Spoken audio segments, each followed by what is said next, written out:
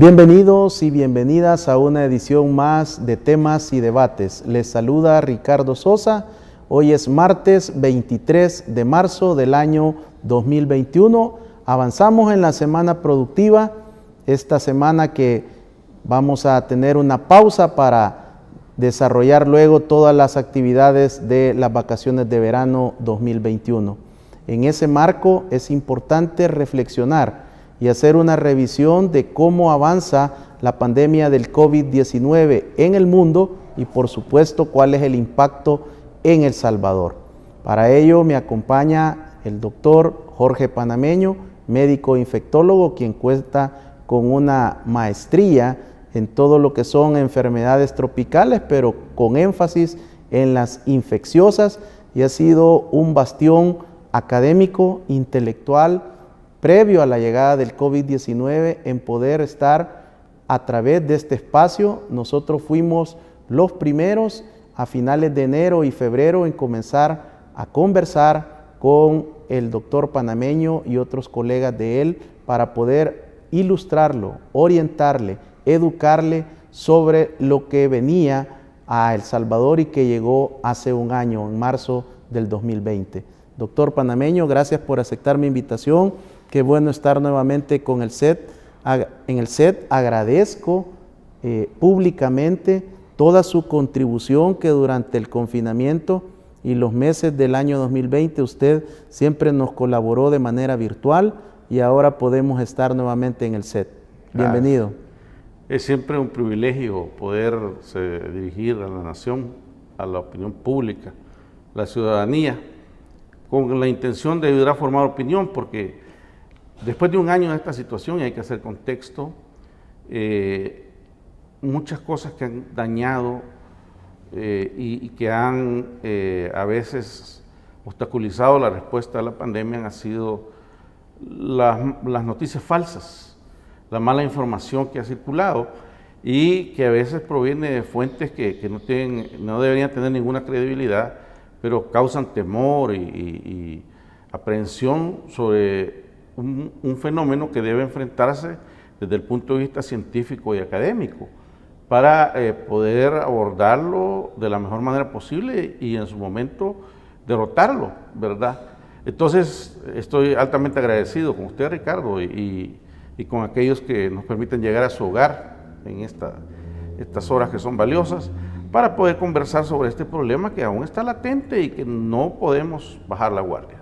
Doctor, me recuerdo muy bien un programa que hicimos en este set en febrero del 2020 y muchos amigos, conocidos, televidentes, todos los que nos hacen el favor de compartir a través de las redes sociales, muchos de ellos en términos generales decían que se estábamos generando alarma y que esto no era más que un gripón fuerte que venía para el país si era que llegaba. Pero luego de un año ya de la llegada a El Salvador, ¿cuáles han sido los datos más relevantes del avance de la pandemia y qué se ha conocido de nuevo sobre el COVID-19? Sí, diría que han habido diferentes momentos y que han caracterizado la coyuntura. Por ejemplo, el inicio de la primera ola en El Salvador, hablando específicamente, pero que este esquema se ha repetido por todo el mundo. Algunos países lo hicieron muy bien, fueron más exitosos que otros. Un buen número de otros países pasaron por circunstancias muy graves y todavía continúan. Puedo mencionar a Europa, Italia, Alemania, Francia, que están atravesando momentos difíciles, y en América Latina tenemos particularmente a Brasil, México y a los Estados Unidos, ¿verdad? Pero de estos tres rápidamente los Estados Unidos se despega de esta situación grave, ya les voy a comentar por qué. Y entonces en aquel momento era cómo íbamos a abordar el inicio de la transmisión comunitaria activa, que aquí en El Salvador comienza en abril. No el primer caso, sino cuando ya el virus comienza a diseminarse con toda libertad, porque nunca hubo medidas preventivas que pudieran detener esa situación más que los confinamientos. Y entonces, luego de pasar por estos confinamientos casi 90 días, y de que la pandemia no se contuvo con eso, sino que siguió, ya tenemos que para el mes de agosto de repente hay una disminución franca, y luego después de septiembre comienza a elevarse una vez más, a la segunda semana de octubre, llegamos al fin de año y hasta enero, en donde hubo un fuerte impacto sobre la forma, el desarrollo de la enfermedad, la dinámica de la transmisión viral con las festividades de fin de año y de Navidad. Y empezamos abril de una muy mala manera, realmente, con una curva elevándose y con un aumento en la mortalidad. Ahora nos encontramos en una realidad un poco diferente. ¿En qué sentido? Primero, después de un año se han aprendido muchas cosas en relación a que tenemos cómo combatir esta situación. Y aparece en el escenario un elemento que va definitivamente, esta vez sí, a cambiar el juego. Se recordarán ustedes, se habló tanto, primero se habló de la hidroxicloroquina y dijo el expresidente Trump que este medicamento es el que va a cambiar el juego. Se lo cambió a él porque no lo reeligieron. Pero la situación está en que después otras cosas, si esto se iba a cambiar el juego. Pero nosotros sabíamos que trabajamos en enfermedades infecciosas por haber ya enfrentado fenómenos similares, no de la intensidad de este, pero ya nosotros vivimos la etapa del VIH-Sida, ¿verdad? Cuando nos atacó a inicios de los 80 y luego los 90, y luego la pandemia de 2009, y que las enfermedades infecciosas, la mejor manera de controlarlas es a través de una vacuna eficiente, segura, accesible. Y ahora que tenemos desde hace aproximadamente unos 3 meses, siempre, final de diciembre, diferentes tipos de vacunas, por lo menos tenemos 5 o 7 vacunas ya utilizándose en el mundo, 3 de ellas son las mejores hasta el momento, pero vienen muchas más. Entonces, la vacuna sí va a cambiar el juego. Y esto ya yo no lo digo desde un punto de vista teórico, sino porque ya se demostró. En este momento, y eso va a pasar a la historia, la nación que mejor ha hecho uso de la vacuna es Israel. Israel, que a estas alturas ha vacunado ya al 90% de su población y se aproxima al total. Si no se ha hecho el total es porque no se pueden vacunar todavía con los productos que se tienen niños ni embarazadas. Pero ya se está trabajando en eso a nivel de investigación.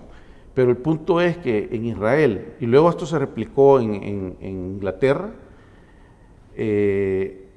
estamos esperando datos de qué va a pasar en Chile, porque Chile ya ha vacunado 5 millones de personas, y particularmente la semana pasada ya es evidente que en Estados Unidos algo está cambiando a favor, atribuido a los programas de vacunación. Entonces, la vacunación, hablemos del caso de Israel, y eso es de las cosas que tenemos que tener en la mente, ¿verdad? Hoy día, la base del ataque, y esta es una de las cosas que hemos aprendido, o que deberíamos aprender al menos, la base del combate a la pandemia es la vacunación. Si tenemos suficientes vacunas, si vacunamos apropiadamente al porcentaje apropiado de la población, no vamos a tener que estar haciendo hospitales, ni comprando ventiladores, ni necesitando grandes cantidades de personal para atender pacientes gravísimos, sino que, como fue el principio que su servidor y el Colegio Médico expresaron, que la batalla contra una epidemia en fase de pandemia no se gana en los hospitales, se gana en la comunidad. Y ahora lo que necesitamos, y se gana a través de la prevención. Entonces, en Israel se mostró, al mes de haber comenzado con la primera dosis, fue claro una caída extremadamente importante en el número de personas ingresadas y en el número de muertos por la pandemia. Más o menos cuando ya había un importante porcentaje de personas teniendo sus 2 dosis, porque ellos utilizaron primordialmente la vacuna Pfizer-BioNTech, cuando hubo con un 30% de la población cubierta, la caída en el número de hospitalizaciones de personas de mayor edad y el número de muertos fue del 60%. ¿Verdad? De tal manera que hace aproximadamente un mes Israel comenzó la reapertura económica, ¿verdad? Y esto en base a los resultados de la vacunación. Entonces, la vacuna no solamente tiene un efecto sanitario, en el sentido de que disminuye el número de personas que se hospitalizan. Todas las vacunas, las 7 que hasta hoy están, que están usando en el mundo, bloquean en el 100% la posibilidad de morir de la enfermedad, de adquirir la forma grave y morir de la enfermedad. La diferencia se da en prevenir todas las formas de la COVID. Porque recuerden que hoy día, de acuerdo a la OMS, existen 3 categorías de COVID: enfermedad no severa, enfermedad severa y enfermedad grave o crítica. Esta última es la que que el paciente va a necesitar camas hospitalarias y sobre todo cuidados intensivos. Los pacientes severos pueden ser atendidos en hospitales de menor complejidad, en unidades de menor complejidad.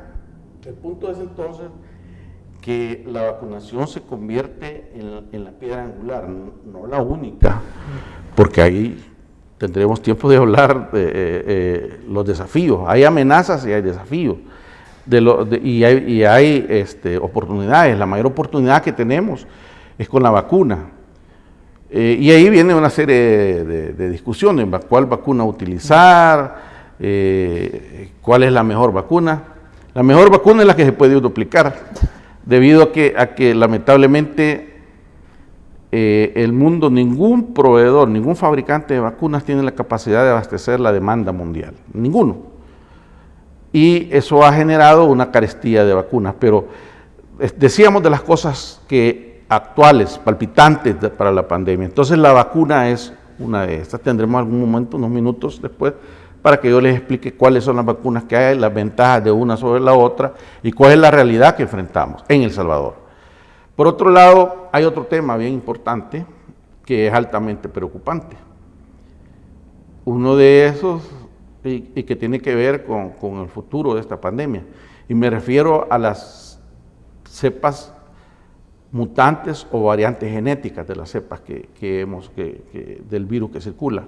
Ahora tenemos bien claro que este virus es mutagénico, posee en su genoma genéticamente determinado la capacidad de mutar, al igual que otros virus, sobre todo como el de la influenza, ¿verdad? Que el virus de la influenza muta año con año, por eso tenemos que vacunarnos año con año, ¿verdad? Entonces, hoy se han identificado 3 variantes que son de preocupación, que no son las únicas, que son las que se han identificado. Yo acabo de tener una experiencia triste con un paciente joven, de 41 años, que falleció con una enfermedad extremadamente agresiva y que me preocupa mucho, ¿verdad? Porque me llama la atención de la evolución y de la presentación del cuadro. Y esta es una tercera cosa que les voy a comentar después sobre cómo combatir la pandemia. El punto es que existen las variedades genéticas estas que al momento 3 son las que ocupan el podio, ¿verdad? Lo que llevan los Óscares. La primera conocida fue la variante del Reino Unido, así se conoce, la variante inglesa. Después surgió la variante sudafricana, muy relacionada con la variante inglesa. Y en tercer lugar surge la variante brasileña o cepa P1. Y sepan que las 3 variantes, de las 3 cepas, la peor es la brasileña. Es por eso que tenemos más de una semana que América Latina entera se encuentra bajo emergencia sanitaria.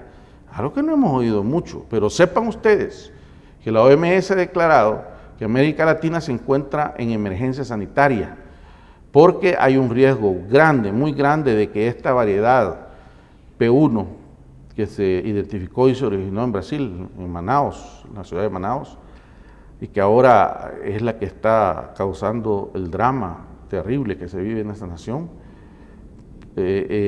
puede diseminarse vía viajeros a lo largo de todas las Américas. Y entonces esta es la segunda situación nueva, ¿no? y que esto pone en jaque todo, desde nuestras maneras de diagnosticar, nuestros tratamientos que usamos ahora y las vacunas que estamos utilizando. Afortunadamente, cada día están surgiendo más estudios mostrando que, al menos con las principales vacunas en uso, hay evidencia de que sí cubren, sí cubre la inmunidad que generan a estas cepas que han surgido. Pero deben ustedes saber que el riesgo es inminente de que cada vez surjan más cepas de esta naturaleza en cualquier lugar del mundo donde haya una amplia circulación del virus. Doctor, ¿qué hizo Israel para lograr vacunar? ¿Cuál fue la estrategia para llegar y alcanzar el 90% de su población? Primero, educaron a su pueblo. Bueno que nada. Acuérdense que el tema de las vacunas, solo eso sería objeto de un programa. El tema de las vacunas ha sido también una situación muy polémica en cuanto que surgieron una serie de teorías al respecto, ¿verdad? De que nos iban a cambiar el genoma y nos íbamos a volver mutantes, otros que iba un chip incorporado y una serie de circunstancias, y entonces hay un temor natural. Además, hacia la vacuna, además existe un grupo de personas que sostienen una especie de ideología que nosotros llamamos movimiento antivacunas, según las cuales las vacunas son dañinas, y por ejemplo todo inicia con un trabajo falso, que fue demostrado que era falso, de un médico inglés en donde ligaba una vacuna con el autismo, que fue demostrado que las estadísticas que había presentado eran falsas, y la revista, que es Lancet, por cierto, que es una revista de gran prestigio internacional, tuvo que retirar el artículo y pedir disculpas, pero ya el daño estaba hecho. Eso fue hace 20 años, un poco más de 20 años. Y todavía el día de hoy hay gente que se rehúsa a vacunar a sus niños contra las vacunas tradicionales. Y ya no digamos ahora que vienen estas y donde se dice que iba a haber toda una serie de circunstancias. Entonces Israel comienza y educa a su población, y aún así hay sectores de esa sociedad, sobre todo los llamados ortodoxos, que no aceptan la vacuna, ¿verdad? Entonces, no se puede obligar, por el momento no se puede obligar, porque todas las vacunas son de uso, todavía están en experimentación, pero sí es una cosa bien interesante. Quien no está vacunado no puede entrar al súper, no puede ir al cine, está limitado a un montón de cosas, pero ellos educaron en primer lugar a su nación, y luego implementaron una campaña de vacunación extraordinariamente simple, o sea, de gran valor por su simpleza. O sea, ya no se mandaron a hacer estaciones y cabinas, no, allá se colocaron estas carpas y entonces la gente pasaba a vacunarse ahí en su vehículo, sin bajarse del vehículo. El brazo vacunado y el siguiente, y así, de una simpleza extraordinaria que hizo llegar a todo el mundo, sin dar pidiendo documentos de nada. Entonces, pase, vacúnese. Y se propusieron como meta que al final del primer trimestre del año, que estamos por finalizar, ellos iban a vacunar al menos al 30% de la población. Fue tan eficiente lo que han hecho que van por el 90%. Entonces, desde ahí luego, obviamente, el factor principal es que este esfuerzo fue dirigido por expertos en la materia, ¿verdad? Inmunólogos, microbiólogos, ¿verdad? Israel tiene una comunidad médica muy competente, ¿no? Y de gran credibilidad en el mundo. Y en el tema de vacunas tiene muchos investigadores. Y el hecho es que esa campaña implementada de esta manera, porque ellos entendieron la importancia de vacunar rápidamente, ¿verdad? Y eso es el secreto del éxito de Israel, la simpleza. Doctor, ¿cuántas olas en Europa principalmente se han podido establecer con claridad? 3, y se habla de una cuarta. ¿Y a qué se debe eso? A las mutaciones, ¿verdad? A las mutaciones virales. Pero hay una tercera cosa importante, entonces, que me gustaría señalar como las cosas de mayor importancia y nuevas, ¿verdad? Y es justamente lo que estoy comentando. La vigilancia que se debe hacer, que todo sistema de salud debe crear la vigilancia genética sobre los virus, ¿verdad? Para ver qué cepas están circulando y poder tempranamente identificar si es que se ha hecho presente ya una de estas cepas y manejarla, que he comentado, y manejarla apropiadamente. Así, esta primera aproximación del doctor Jorge Panameño nos ha ilustrado, nos ha desarrollado 3 componentes principales que, de acuerdo a él, han cambiado el desarrollo de esta pandemia por el COVID-19. Al regresar conoceremos más detalles de parte del doctor Jorge Panameño, médico infectólogo, y responderemos muchas de sus interrogantes en relación a las vacunas. Regresamos.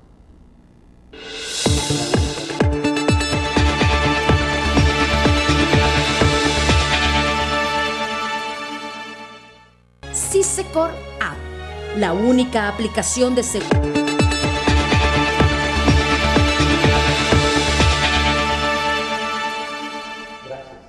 Gracias por continuar con temas y debates. Buen provecho si usted cena en familia. Es importante también que los jóvenes, los chicos, las chicas participen de este tipo de programas, los adultos mayores, porque entre mejor informados estemos, podremos avanzar como nación. En esta noche el doctor Jorge Panameño nos ilustra sobre los avances del combate a la pandemia del COVID-19, cuál ha sido el desarrollo, las nuevas cepas, la vacunación y algunos casos de éxitos en el continente europeo. Doctor, ¿qué está sucediendo en Uruguay? Yo leí esta tarde con mucha preocupación y era uno de los países que había manejado mejor y ahora está el foco de la prensa de la OMS está sobre Brasil y Uruguay. Bueno, el problema de Uruguay es que se cree que se diseminó hasta allá la cepa brasileña, en primer lugar. En segundo lugar, en este momento la estrategia ya es diferente. Los uruguayos fueron muy exitosos en la primera fase, en la primera ola pero en esta ola en donde ya intervienen elementos como las cepas virales mutantes o variantes genéticas que modifican completamente la enfermedad, la historia natural de la enfermedad tal como la conocemos.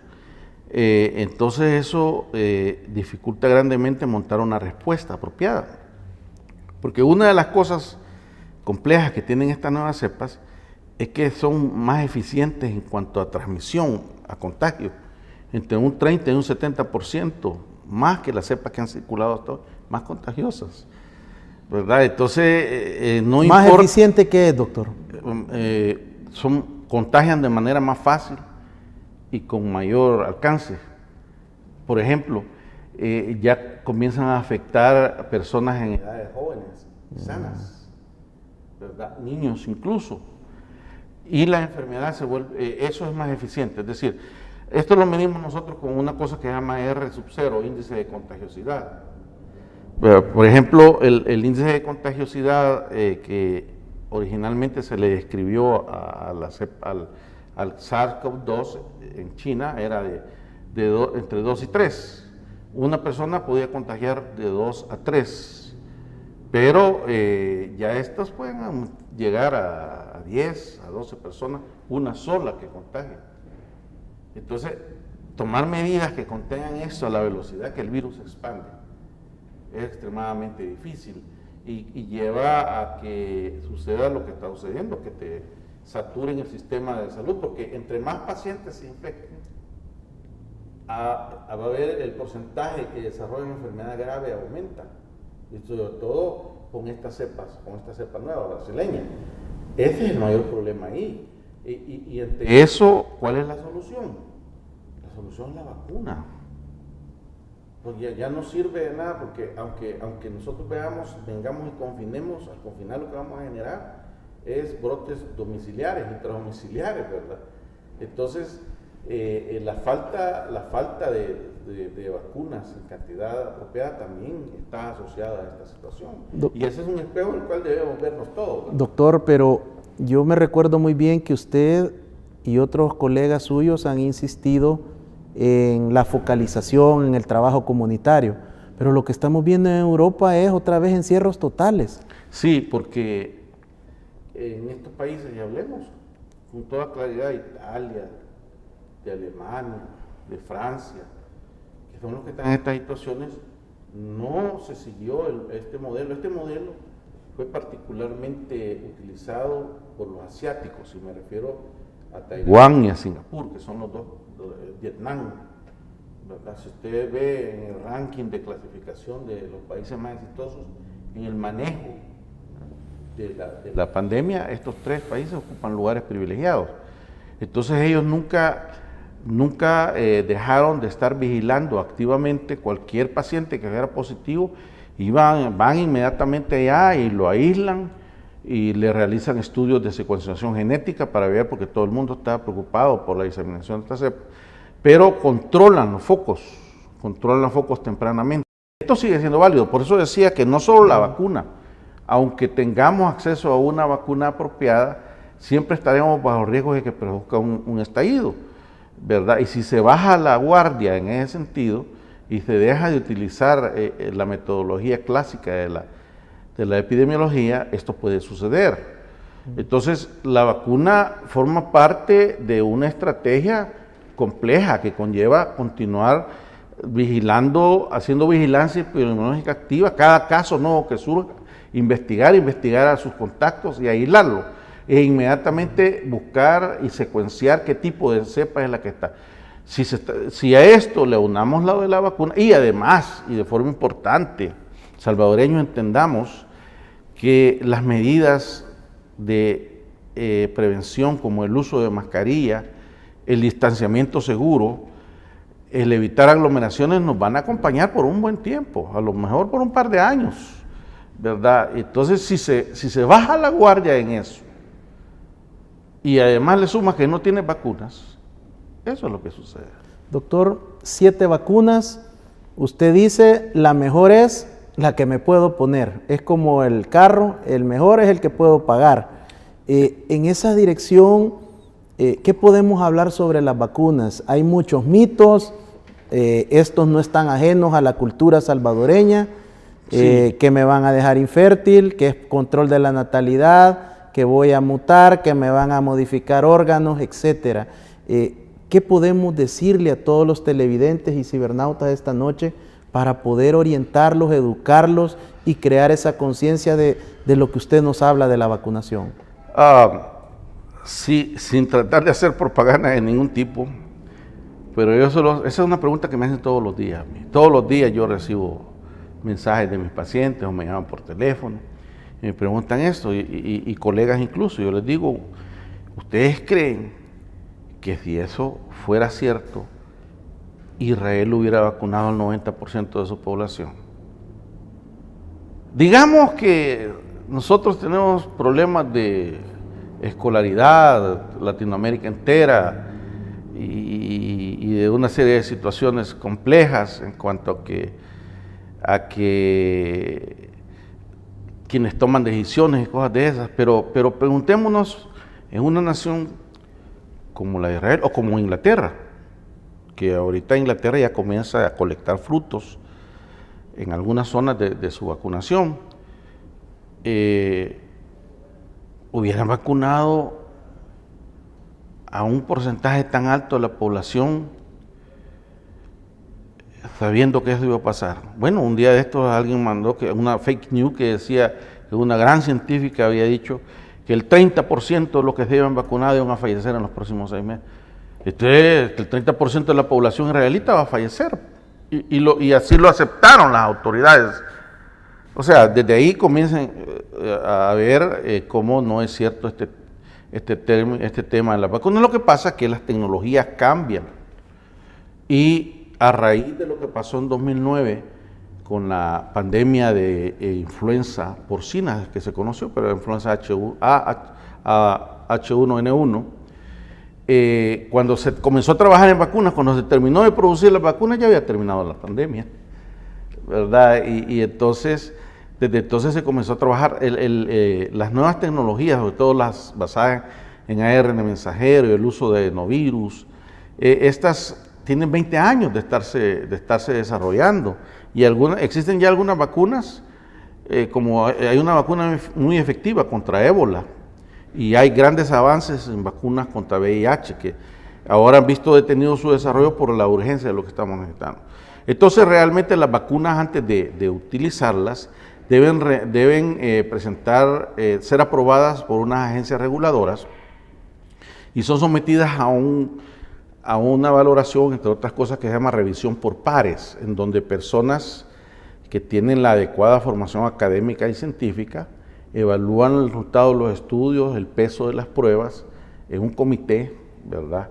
Como referencia tenemos tres grandes agencias en el mundo que solemos seguir. Uno es la FDA de los Estados Unidos, la otra es la EMA, la Agencia Europea de Medicamentos, y en tercer lugar tenemos una sección de la Organización Mundial de la Salud que fue creada para asistir a naciones como la nuestra, que no tenemos la tecnología ni los medios para generar los estudios complicados y caros que se requieren para validar a un producto de estos.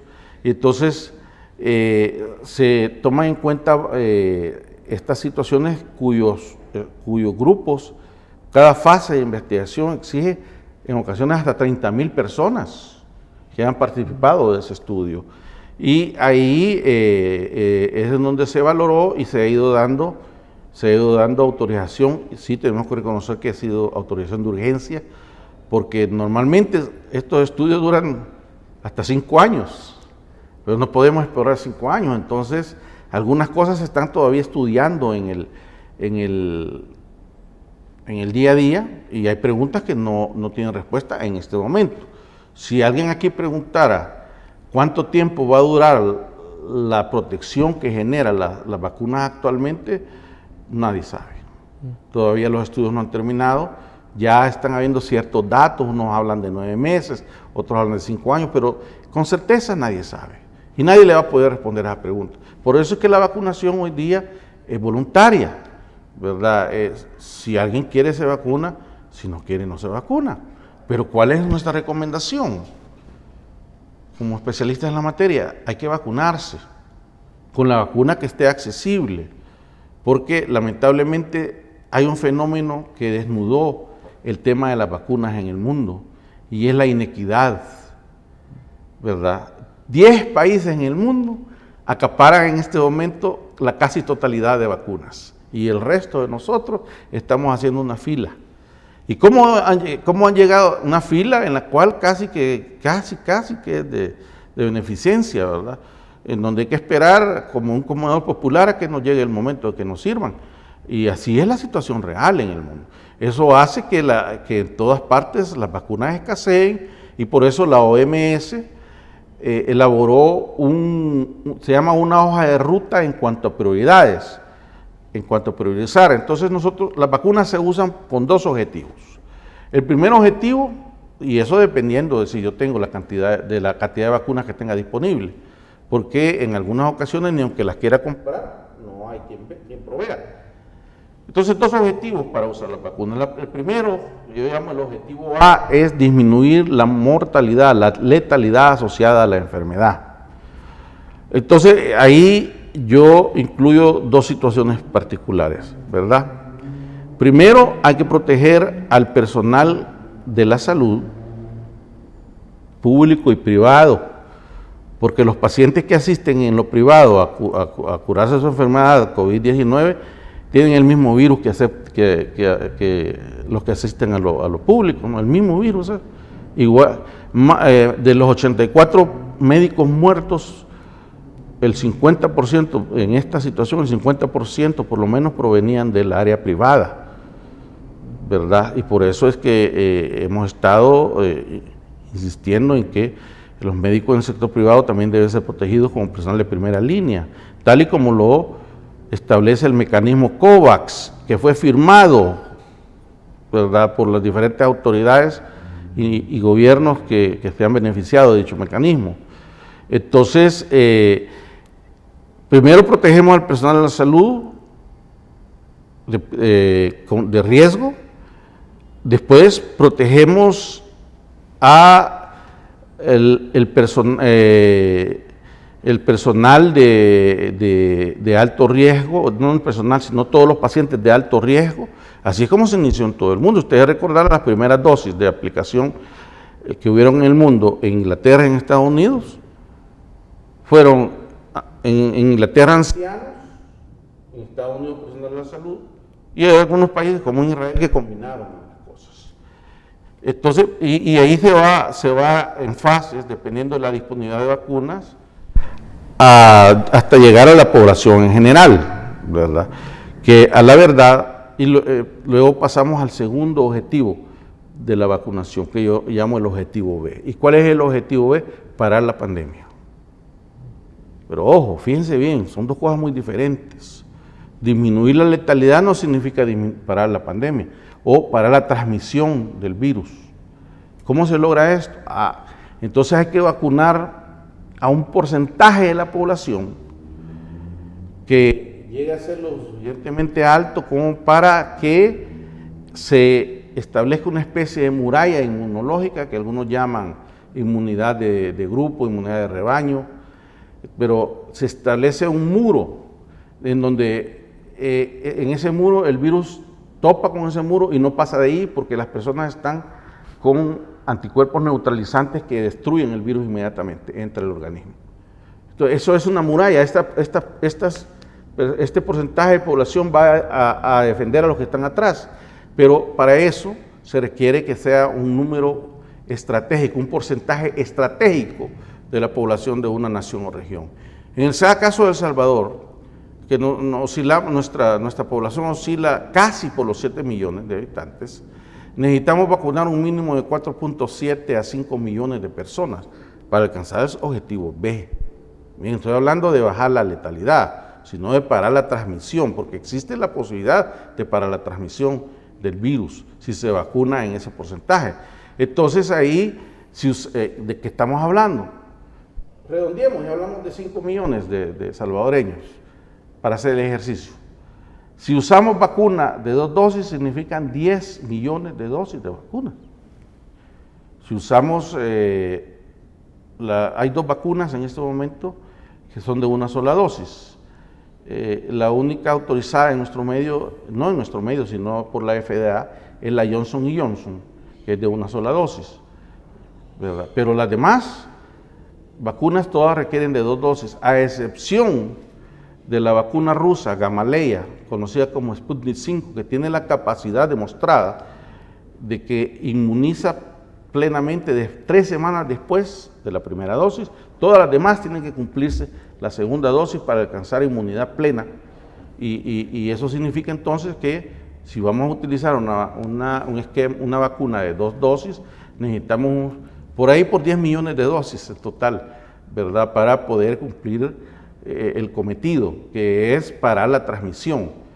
Y eso debe hacerse a la brevedad posible, porque cada día estamos parados en un filo, en el borde del abismo, en el sentido de que pueden aparecer cepas que puedan evadir la respuesta inmune que generan estas vacunas, y por eso es que hay que vacunar a la brevedad posible a toda esta población. Y si se logra hacer eso, es lo que demostraron los israelitas, que se puede entonces incidir no solo en lo sanitario, sino también en lo social, porque las familias van a poder reencontrarse, en lo económico, porque vamos a poder proceder a reaperturar con la mayor seguridad posible.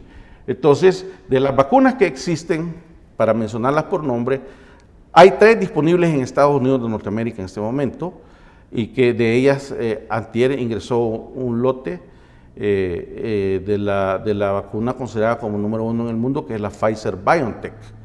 Es una vacuna a base de ARN mensajero que requiere 2 dosis colocadas con un intervalo de 3 semanas y que tiene una eficacia del 95% para todas las formas de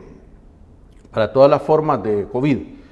Y esto es bien importante porque es por eso el enorme éxito alcanzado por Israel y por otras naciones que están usando esta vacuna. Porque ese 95% significa que tiene un alto valor en salud pública, en parar la transmisión, ¿verdad? Porque suponemos, y hay estudios tratando de mostrar esto, que si yo estoy protegido un 95%, entonces me convierto en alguien que no va a transmitir, que no va a ser ni siquiera asintomático. Luego viene la segunda vacuna, que es la Moderna, que tiene una eficacia del 94%, y se me olvidaba decir, la vacuna Pfizer-BioNTech tiene una eficacia para prevenir las formas graves de la enfermedad, morirse de la enfermedad, del 100%. Mostrado ya, y hoy podemos hablar de eficiencia, porque ya lo demostraron en el campo, ¿verdad? En Israel. Y en otros países han usado diferentes tipos de vacunas. Y la vacuna Moderna tiene un 94% de eficacia para prevenir todas las formas de COVID y un 100% de eficacia para prevenir la enfermedad que puede matarme. Y aquí viene una historia bien interesante, que yo le llamo la historia del patito feo. ¿Y por qué el patito feo? Miren, cuando en noviembre se comienza a utilizar la vacuna Gamaleya Sputnik 5, se hace por una decisión política. El presidente Putin ordena utilizar a nivel de salud pública y masivamente esa vacuna sin haber pasado por la fase 3. Y eso a todos nos provocó desconfianza, en todo el mundo. Todos que trabajamos dijeron, no, yo de eso no quiero saber hasta que no me muestren estudios fase 3. Y todo el mundo le hizo el feo a la vacuna. Pues resulta que en febrero salen los estudios fase 3 y resulta que de estar en el sótano sube a ser la tercera mejor en el mundo, ¿verdad? Porque demostró 91.4%, 0.6%, casi 92% de eficacia contra todas las formas del COVID y 100% de protección contra las formas de la COVID grave, con la ventaja de que con esta vacuna se obtiene protección total. Todo lo que hemos hablado de la vacuna, bueno, se obtiene 3 semanas después de la primera dosis. Con las dos anteriores, Pfizer y Moderna, tengo que esperarme de 2 a 4 semanas después de la segunda dosis, o sea, 2 meses en total, para tener protección total. Entonces, eso establece una ventaja importante, aparte de su costo. Otras situaciones tienen que ver con la cadena de frío y otras, y la vacuna más recientemente autorizada ha sido en Estados Unidos, la vacuna Johnson & Johnson, que es una sola dosis también, y que tiene una eficacia del 66%, 100% para toda la forma, 100% para las formas graves, y que se está estudiando que se va a aplicar principalmente en pacientes jóvenes allá, aquí no sé. Y hay en el medio otras vacunas en uso, por ejemplo, de origen chino tenemos la vacuna Sinopharm, de la cual ya se está estudiando aquí para incorporarla, para que sepan ustedes, ¿verdad? Que tiene una eficacia bien baja, 50.3%, para prevenir todas las formas de la enfermedad, pero protegen el 100% para las formas que matan.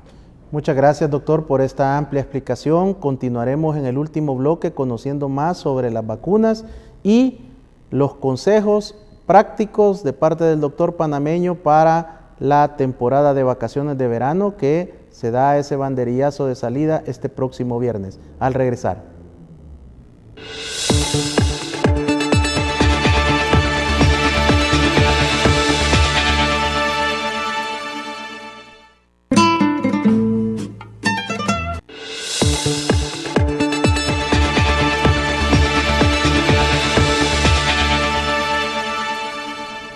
Gracias por continuar con temas y debates en esta noche de martes. Estamos haciendo un recorrido, un repaso sobre la actualidad mundial y nacional del COVID-19. Doctor, nos quedaba una vacuna que pues genera mucha polémica porque es la que está llamada a ser en El Salvador la 1. Oxford AstraZeneca, que fue elegida en su tiempo porque su cadena de frío y su costo nos permite utilizarla en economías como la nuestra.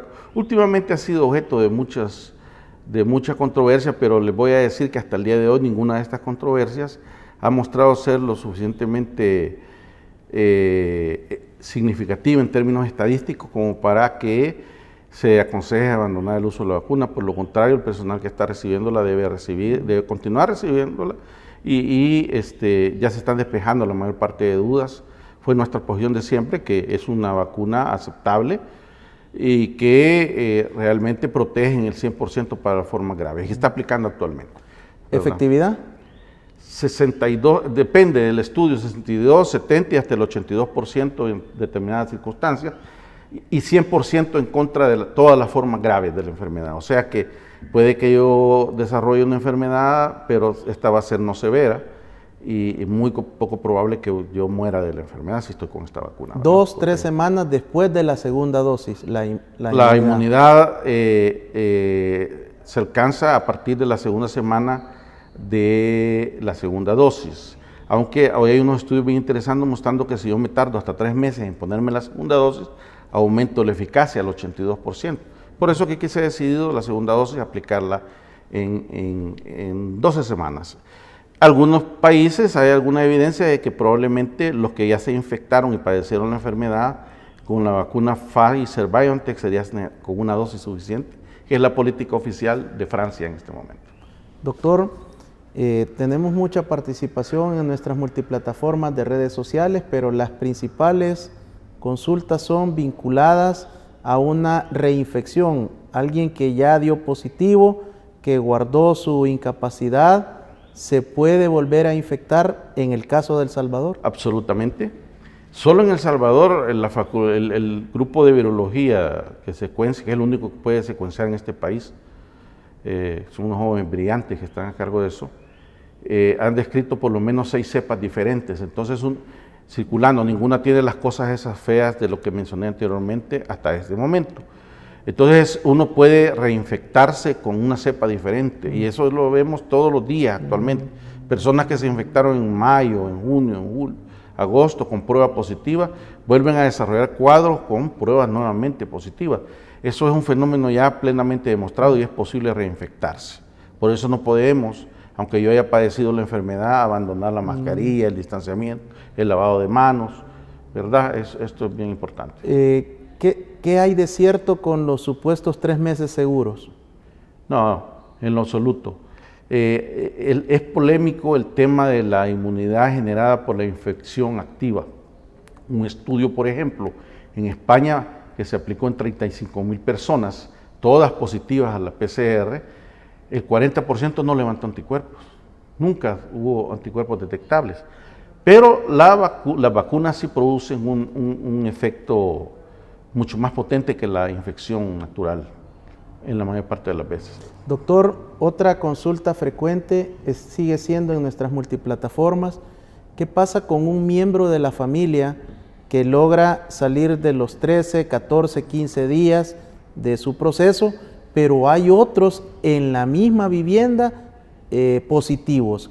¿Qué pasa con esta persona que ya sale de su incapacidad, tiene riesgo de contagio, puede transmitir a otras personas con las que se vincule? Bueno, cada caso, estos son casos particulares, ¿no? Suceden con alguna frecuencia de valorarse el tiempo, porque los otros que se infectaron pueden ser infectados a partir de él, ¿verdad? Entonces hay que valorar los tiempos los riesgos de exposición, los tiempos para el periodo de incubación, y requiere un análisis caso por caso. Porque, por ejemplo, a mí me ha tocado ver muchos casos donde un miembro inició y su enfermedad termina, pero todavía quedan otros cruzando con la infección activa, pero se contagiaron a partir de él, era la misma cepa. Entonces él probablemente ya no va a estar. Se está comprobado que después de 13 días en los casos leves, de 10 a 13 días, y 17 días en los casos ya más severos, ya no hay expresión de virus, ¿verdad? Hay muchos estudios. Pueden haber siempre habrán excepciones. Acabo de tener un paciente yo ingresado que en el día 16 de ingreso repetimos las pruebas porque queríamos hacer unos cambios en la forma de atención y seguía positivo en hisopado para antígenos y en PCR, 16 días después. Entonces siempre dependerá de la situación y de la gravedad del caso, ¿verdad? Pero en todo caso, la norma sería que hasta que ya no hay positivos en la vivienda, no, todo el mundo en cuarentena. Todo el mundo en cuarentena. O aislamiento, en este caso. Doctor, cuando vienen estos periodos como el que estamos próximos el viernes a hacer este lanzamiento oficial de la temporada de vacaciones de verano 2021, se habla de un posible repunte. Lo vimos en fin de año, no se vio en las elecciones del 28 de febrero, se esperaba un incremento, se vio también cuando se dio la final del fútbol, un estadio lleno, y tampoco se vio, pero en el papel, en la teoría, ¿qué nos indican ustedes para este periodo? El riesgo existe. Y no olviden, la pandemia no ha cesado. Aunque hay subes y bajas en cuanto al número de casos diarios, la pandemia está ahí, y si nosotros en estas vacaciones que todos los salvadoreños estamos esperando sin duda alguna, cometemos algunas imprudencias como la de tener reuniones masivas en nuestros lugares de vacación, o de asistir solía en el pasado hacerse festivales musicales. Todo ese tipo de cosas son de alto riesgo y pueden ser eventos súper diseminadores que a partir de se puede generar un franco estallido.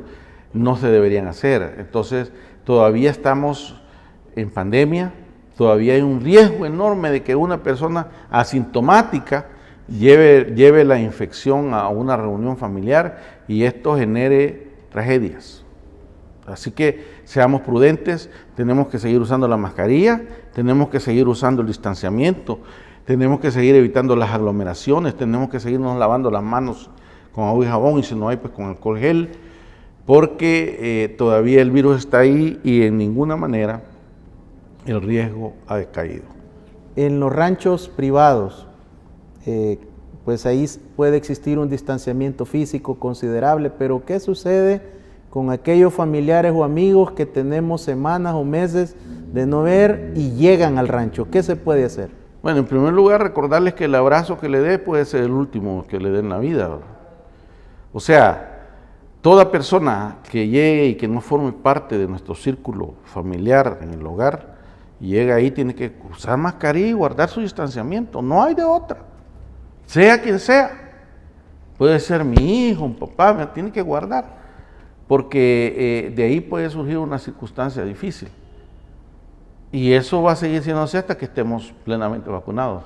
Las personas que comparten con bebidas alcohólicas, es frecuente observarlas en las piscinas, en los esteros, en la playa, abrazados, compartiendo las bebidas. ¿Cuál sería el mensaje para estas personas, doctor, que es lo mismo de las cervecerías, de los bares? Cualquier tipo de aglomeración puede generar una tragedia, cualquier tipo.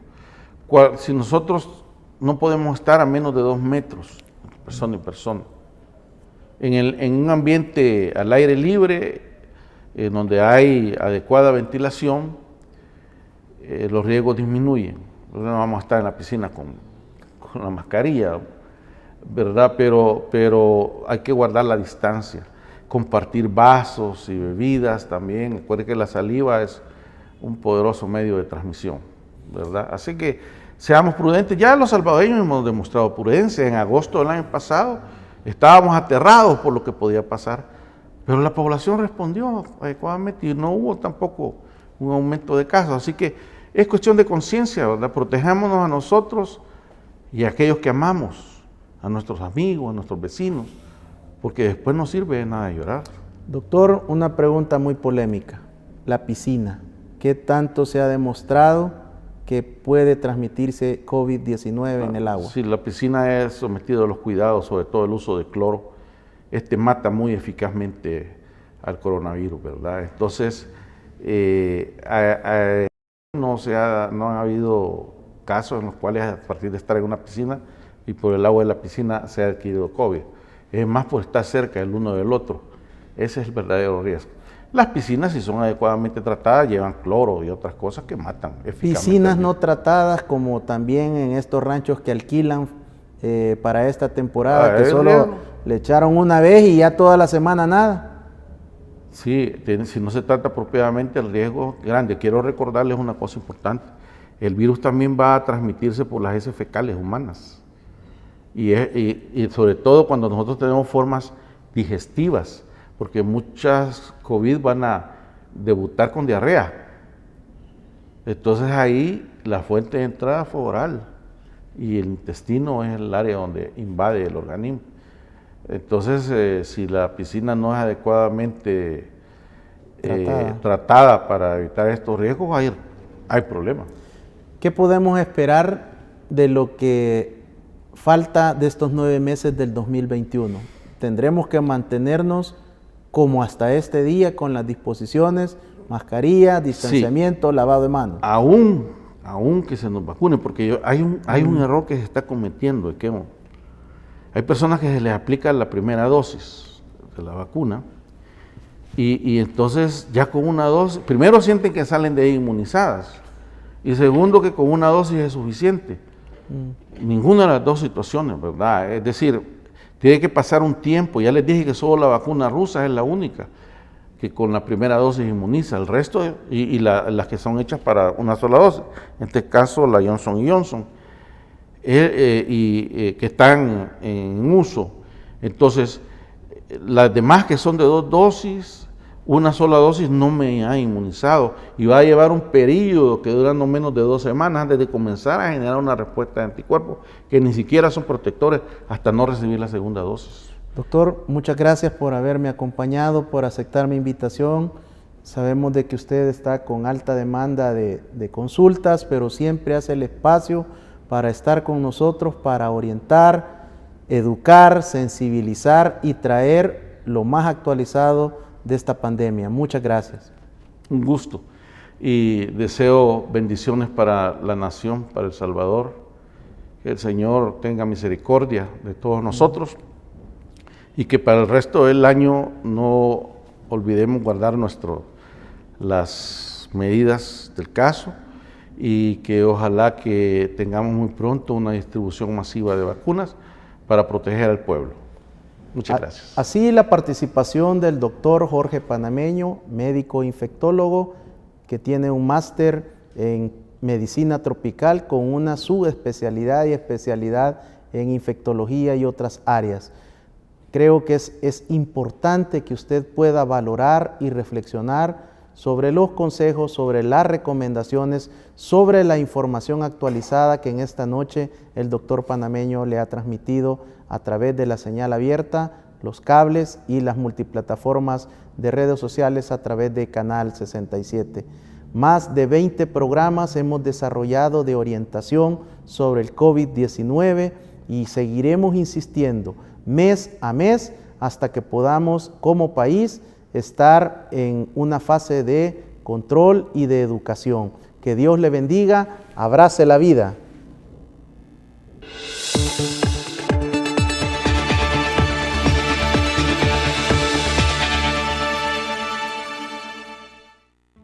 Los conceptos vertidos en el programa anterior son responsabilidad directa de quien los emitió.